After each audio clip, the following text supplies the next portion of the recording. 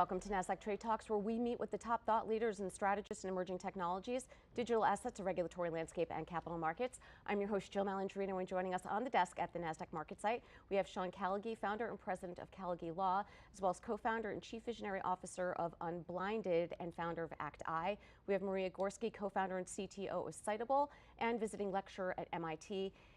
Anne Gilhooly, founder and managing partner of GarynGilhooly.com, as well as Garyn Angel, U.S. Senate AI Policy Advisor and CEO of PharmEd. We are here to discuss and explore which elements empower organizations to harness AI for competitive advantage, or whether they create additional complexity that hampers progress and ROI. It is great to have everyone with us. Yes. Full table to discuss one of our favorite subjects on the show. And Sean, it's interesting that AI initiatives, it's not necessarily about the technology, it's about the leadership, the culture, and the strategy to get these done. Yeah, Jill, thank you for that, and everybody, appreciate being here. One of the things that we talk about all the time is how leadership and human conditioning is to not evolve, and there's so much complexity in the space of AI, but I think it's very simple. AI makes things either faster, more truthful, or more masterful. And if we relate to it that way, and our build out is consistent with that, then we can create powerful change. But I think leadership is so often stuck in this massive complexity of either over-relying or under-relying upon AI. Yeah, and as we think about agentic AI representing the next phase of enterprise AI adoption, that could fundamentally change how organizations are thinking about ROI at this point. Yeah, absolutely. So we see more and more enterprises adopting agentic AI. So basically making whole workflows autonomous. And it's never been more important than now for leadership to understand how important is like guidelines and assigning accountability for specific automated workflows in organizations. So yes, AI adoption is inevitable, and we're just increasing more and more agentic AI into organizations. So yeah, the governance is extremely important. But you know what, it's funny because AI really does give you more tools to make decisions, but it doesn't make the decision for you. I find a lot of organizations are really relying more and more on just pure data output as opposed to the human process, which allows you to synthesize it. Do you see that? Yeah. I've really started to dive into the AI was looking at it as a replacement for jobs and a replacement for education. It's a pedagogical relationship. We're using it to train us and to make us smarter, but at the same token, with our inputs, we are improving the model. Mm-hmm. So I love working with agents. I do it all day long. I enjoy the conversation back and forth with my AI bots frequently more than I do with people. And I learn more, it's more engaging, and it's completely customized to my needs. Yeah, it certainly is, but I also think that makes the case for governance, leadership alignment, and not just from the top, but across the organization, right? And it's always a challenge to get out of silos, right? The discipline to be able to manage it, because we understand that AI improves efficiencies, Garyn, but now we need to think about, out of the 100 use cases, what are the 2 or 3 that really fit? Where are we extracting value? I see 3, and I work directly with the government on this, and I work with them in 3 different spots: Department of Defense, Department of Agriculture, and Department of Education. So part of governance is interesting because you look at healthcare and the FDA. That's an evolving landscape, an evolving relationship with AI. We've also seen that in Department of Education, where AI at first was shunned, and a lot of teachers, parents, administration was very scared of it. I know I'm on the AI task force with the White House for K-12 education. They're embracing it. They're saying, let's stop worrying about it, let's embrace it. And then you look at the DoD, and the DoD is all about AI. How can we use AI to help shore up our defenses? Yeah, well, Sean, you bring up an interesting point in your notes, and this is what I'm getting to. It's pilot purgatory, right? Where we're stuck in we have to create this value at some point, is what I'm trying to say. So small, medium, large business, completely different, right? I know some folks here come from the world of institutions and big business. I started there. I'm a small business entrepreneur. I have a 100-person law firm, and our law firm, things that took 300 hours, we now take 2 hours to do. Where I think this all goes ultimately is it's not about human replacement necessarily, but it's not about human replacement and efficiency. Peter Drucker, the father of my MBA program, said, we find business incongruity. Humans are incongruent. There's a leakage. This is not about replacement necessarily, but I think there's a tsunami coming, and the entire legal world, for an example, and this applies to marketing, sales, all over the place, but in the legal landscape, what was 12 months ago is not today. Within 24 months, I see a massive disruption in the legal space and moving into business, because we could simply do things now so much faster, so much more masterfully. Yeah, and while we could be incongruent as human beings, AI, on the other hand, isn't dynamic as it exists right now. Right. So the human in the loop still needs to exist at this point. Yeah. Absolutely. Sorry, please. Yeah, absolutely. So when we're thinking about agentic systems, it's, again, automating whole workflows. Before that, we were stuck in the area of co-pilots, right? So employees would just use AI co-pilots for productivity, like drafting an email or finding some information online. Now, enterprises are adding more AI agents and agentic systems into the core processes, meaning the whole workflow, like customer support, or financials work will be fully automated. So it cannot just be done like magically without any humans in the loop, right? So there needs to be a lot of teams specifically responsible for overseeing AI agents and full workflows and taking accountability for what these agents do. Yeah, I agree.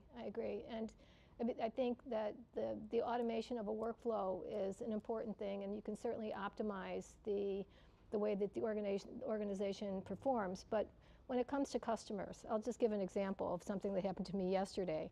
I got stuck in an AI chatbot routine, and it was a banking issue that it needed to be addressed immediately.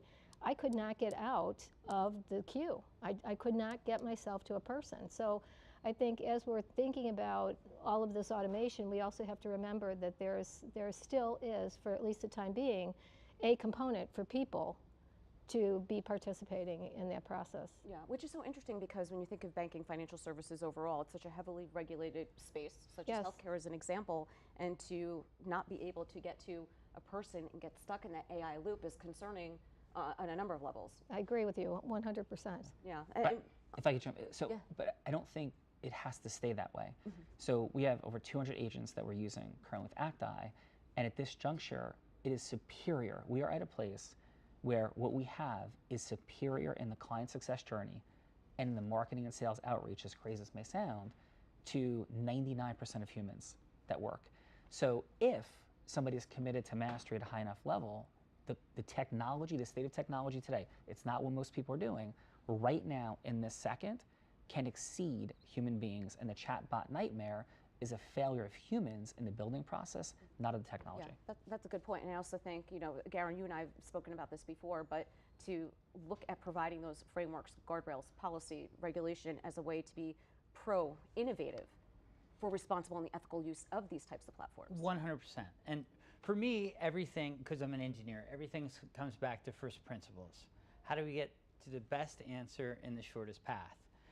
And when we use AI properly, like you're deploying at your firm, whatever financial institution you were working with, they didn't have a first principles approach to getting to the solution for the customer. But it doesn't matter what industry you deploy it in, if you apply first principles, there is no better way to get solutions than AI. And that's why I enjoy so much interaction with AI, is I understand how to prompt it to get to first principles responses. Yeah, I mean, I will say, as someone who uses it professionally and academically, the research has that I have been able to find by eliminating a lot of those earlier steps.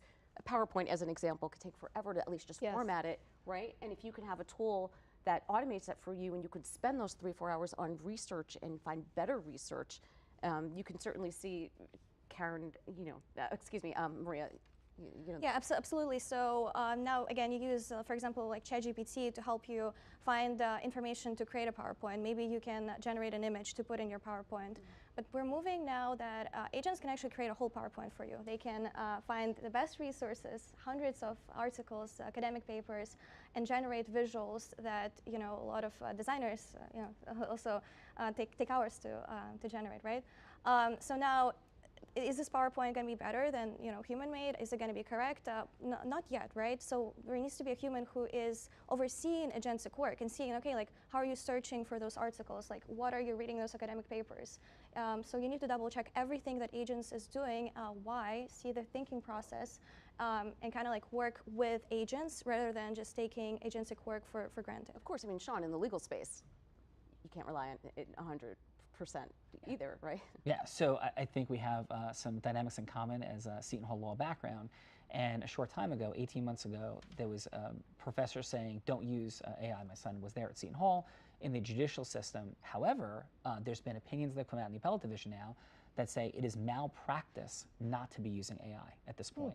So I think there's such a dynamic transition that's happening at this point. I absolutely agree. There needs to be regulation and governance, but humans are not keeping up with the pace of acceleration. Final, we spend 2 hours a day, 5 days a week inside of my companies with people training, developing, and using AI in cohesive units to stay on pace with everything. That's how valuable we believe the pace of change is, and the dynamic of fear of the incorrectness, that's, that risk is decreasing at an exponential rate, and people are stuck in some of the myths that always exist with technology, from the creation of fire coming from the gods. Every time there's a technological innovation, fear permeates. That fear, though, is unreasonably, I believe, present and ready to go away if people truly know what they're doing. Yeah. Well, Garyn, what about addressing emotional intelligence and how leadership can help guide their workforce through these dynamics? Because certainly it's going to transform. I mean, you know, as a workforce, we're finally getting somewhat comfortable with a lot of these tools that are now available, and they just continue to evolve so quickly. I think that's an excellent question, because it addresses what you're saying. The fear is not just of people whether the technology is going to be correct. I think the other fear is that people feel that they're going to become obsolete. And I do believe that regardless of how advanced the technology gets, that there will always be a place for a human being, always. I think that role is going to change dramatically over the coming months, but it will always be there. So for leadership, I think that one of the biggest mistakes that people make, and I think you'll all agree with me, is to try to avoid the subject. I mean, the empty space there, as people are facing all of this technology coming in, is really a terrible tragedy for people, because they fill in the space with the worst possible outcome. Instead of leaning in, thinking about what could this mean for me. I'm eliminating jobs that I never liked anyway. I can devote some time to things that really, you know, inspire me. That's not being discussed right now at the leadership levels. And I'm not saying that universally. Of course, there are pockets, but for the most part, I think that the fear factor is very real, and people have to develop a level of trust. I think a lot of leadership doesn't know what they're buying. Yes. And that's the real gap. I love hallucinations. I love it when AI hallucinates. Well, because if I was doing a task with a teammate, I want that teammate to hallucinate. I want them to dream bigger. I want them to, and for me, again, first principles thought leader, I jump in at that, because that's actually the margin where AI doesn't know, where I can innovate. Yes. And I'm looking at the same thing when I'm collaborating with a teammate. I love fail fast, screw up, and move on. And don't be afraid of it. And I think the biggest challenge is that leadership is so afraid of being wrong. Yes. That's the stall point. So if you have your known unknowns, a hallucination as an example, and I can understand where you're coming from there, so you at least know what to look for and be able to reverse engineer that, right? But I also think that being first and the PR conversation that you have to have by right-sizing the workforce, if you will, it's challenging. It's tough to have. It is. I think at some point it will happen at mass. And you know, look, we've upskilled and reskilled ourselves throughout history. Sean, to your point earlier. Yeah, without a doubt. And we can build agentic solutions now without hallucination.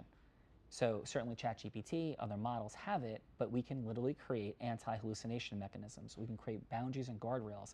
And this is just like working with humans, except, and by the way, because my comments seem like I'm anti-human, I love humans, right? And there is going to be a place for humans forever, unquestionably. And I think this elevates, and I think this is, we're all in agreement, the potential for what human beings can be spending time and creativity and energy upon. But folks that think that this isn't going to change and it's a fad, I believe this is the greatest displacement and replacement of value in the history of the planet. Not even close. I think the markets overvalue it. I think there's going to be tons of losers in the markets, but there is going to be winning. And this space is not only here to stay, it's a reinvention of how we relate to business, period. I think it's a reinvention of GDP.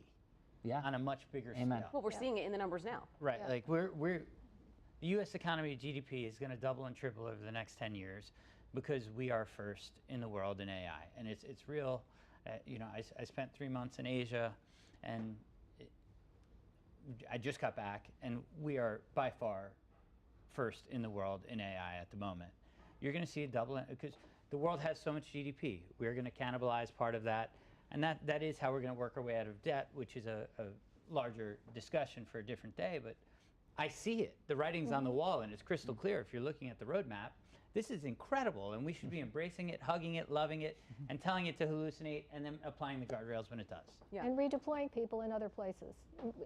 Make them the supervisor of the agents, and that's how GDP grows. You go from a 10-man workforce to a 100-man workforce like that, because they know how to control the hallucinations, find the margins, and increase your own market share and revenue. I love it. For me, it's everything. So Maria, here's a question. As a consumer or an everyday user, how do we know, or when can we trust that we're getting the right answer and there are no hallucinations? Absolutely. So always double check it, right? When you use any kind of like AI copilot, AI model, you know, it cites like a paper or a blog. You know, you can go and click on this blog and read it, right? Hallucination is really hard to prevent, right? It's really also hard to detect. So you just need to make sure you're double checking all the sources. And also building up on top of your point, you know, leadership really need to know what they're buying. When they're integrating AI into the core processes, they need to know which ones, you know, automating, starting with like the simplest ones, right? The most repeatable tasks, then building on top of it, assigning people to monitor those AI agents. So it's extremely important for leaders not to just, you know, understand like in general that they're integrating AI into the daily work, but also specific processes, like what processes, why, and who in the organization will use them most. I think, Garyn, that's what leaders are still trying to understand. Yes. This happened pretty quick. It is, it is. And going back to the comment that you made of Sean, when you were talking about the pilot purgatory, I mean, this is really interesting because there are so many organizations out there that are so mesmerized by this idea of experimenting. They don't flip the switch and move into the stabilization of this new technology and mainstreaming it. I mean, that's a huge problem. Yeah, well, Sean, it reminded me when you had said, you know, just 18 months ago that AI was not allowed within the curriculum or this particular classroom. It is impossible to not have AI on Bloomberg, Westlaw, LexisNexis. It's all over. Any platform you could think of, whether it's finance, healthcare, law, they are on their multiple iterations of AI.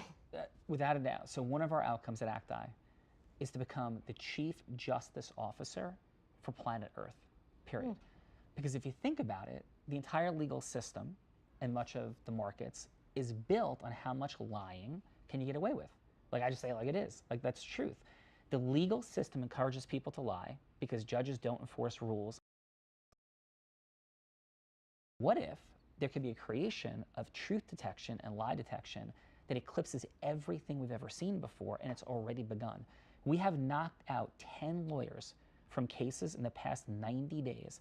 Never could have happened before ACTi because there's such a speed of innovation to detecting people lying. And that reality, I mean, think about the markets and all that's happened in technology over the last 30, 40 years, how different things were in the 70s and 80s and how different than they are now. What that change was, I believe, is nothing in comparison to what's upon us now. And the world of lying in marketing, in selling, in financial investments, in the legal system, that's about to have a massive positive destruction for what's been. Yeah, well, it could bring down costs for us when you think about it from a litigation perspective, considering how litigious the U.S. is in all the test lying that goes on. But Garyn, I want to wrap up here with a quick thought on AI policy shifts, because in the U.S. everything is sectorized, and you have multiple jurisdictions and so forth. So that's something else that management teams are going to need to grapple with as well as this continues to evolve. And it goes back to governance and the pilot pivot. The worst thing we can do is put 50 regulations across this country. I know Florida's implemented it, and the federal government is the one that should be laying the guardrails here and this should not be a state's issue. It will slow down innovation. It will take us from first in the world to last very quickly. And unfortunately, governors love to get drunk on power. And if they do that in this landscape, it's going to hurt the U.S. economy. It's going to hurt our GDP growth. And at the end of the day, this is much larger than a state's issue. All right, appreciate everyone's insight. Thanks for joining us on Trade Talks. And thanks for joining me from Market Site. I'm Jill Malandrino, Global Markets Reporter at Nasdaq.